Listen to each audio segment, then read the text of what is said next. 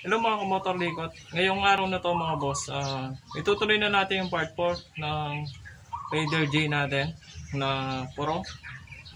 Ito nga pala yung chances niya mga boss. At yung mga ibang parts niya. Gagawin natin dito mga boss, lilinisan na muna natin. Tapos pipinturahan natin ng color black din ito mga boss. Tapos yung shock niya dito sa harapan ay color silver. Tapos yan, mga silver din to mga boss. Ngayon mga boss, na natin gagawin, lilinisan na muna natin itong chassis at yung mga ibang parts bago natin sila pinturaan. Ang gagamitin ko nga palang paglinis mo ngayon mga boss ay steel brush muna. Tapos babandawan natin ng tubig at sabon.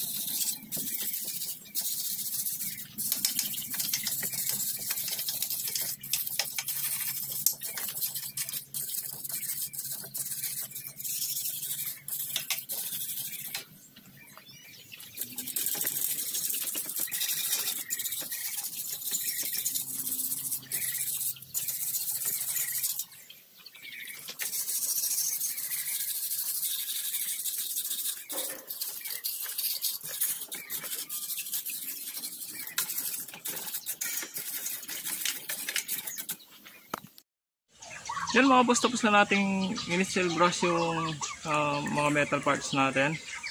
Natanggalan natin yung mga kapal na dumi ngayon. Gagamitan natin sa ng sabon. Sabon at yung scoba para matanggal talaga yung dumi niya bago natin siya pinturahan mga boss.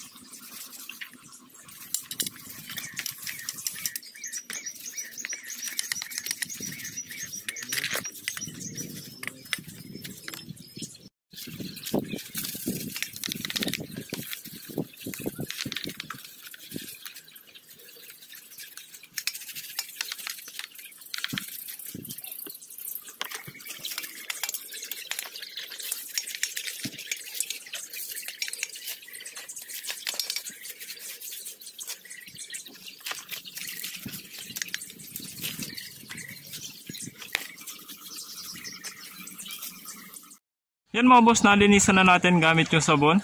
Ngayon mga boss, babalawan na natin sila ng tubig para matanggal talaga yung dumi nila.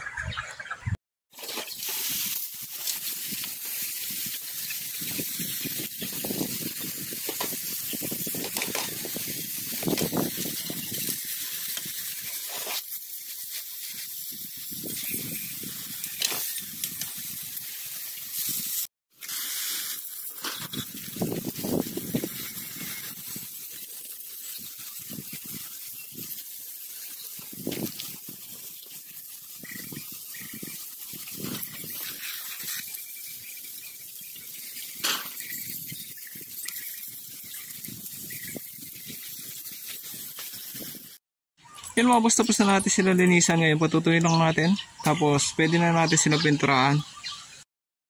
Yan mga boss, na patuyo na natin yung chassis ngayon. Pipinturahan na natin ang black. Hindi na natin tatanggalan ng pintura yan. Kita nyo naman mga boss, wala namang ganong kalawang.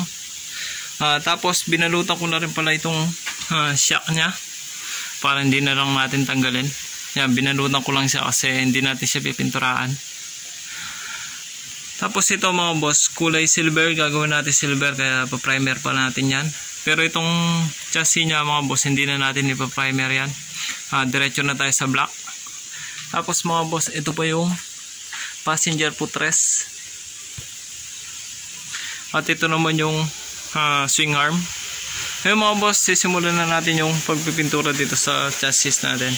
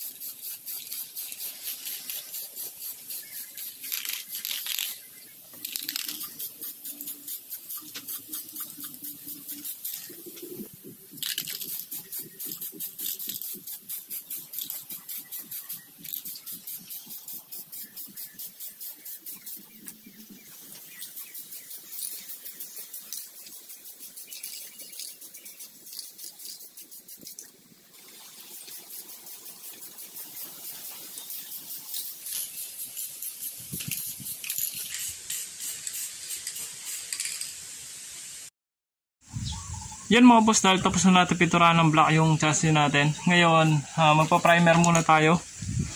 Primer natin itong front shock kasi mag-iiba tayo ng color dyan. Gagawin natin silver. Tapos pati yung swing arm nya mga boss, papalitan din natin ng kulay silver yan. Kaya magpa-primer muna tayo.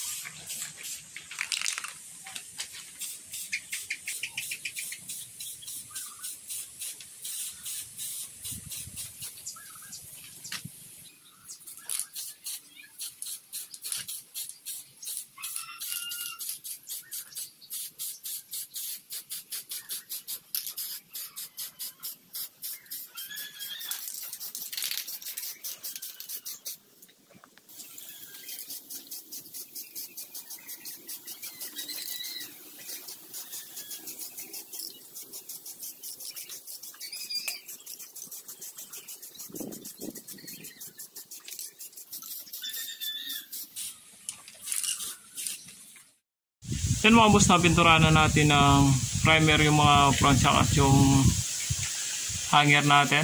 Ngayon, magpipintura na tayo ng silver dito sa footrest natin, sa passenger footrest.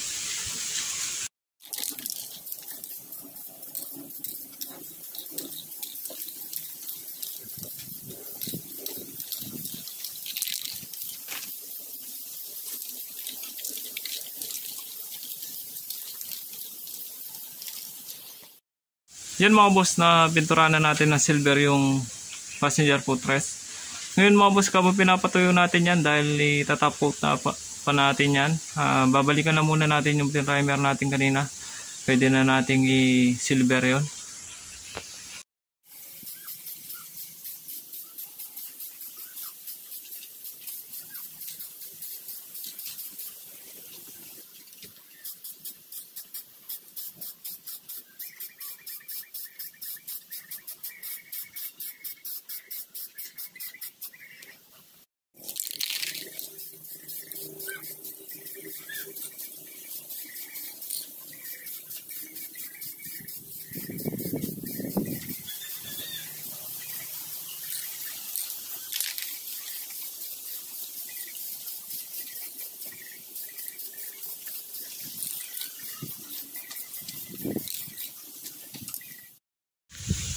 Yan mga boss, tapos na tayo magpintura ng chassis natin at yung ibang parts ng motor natin.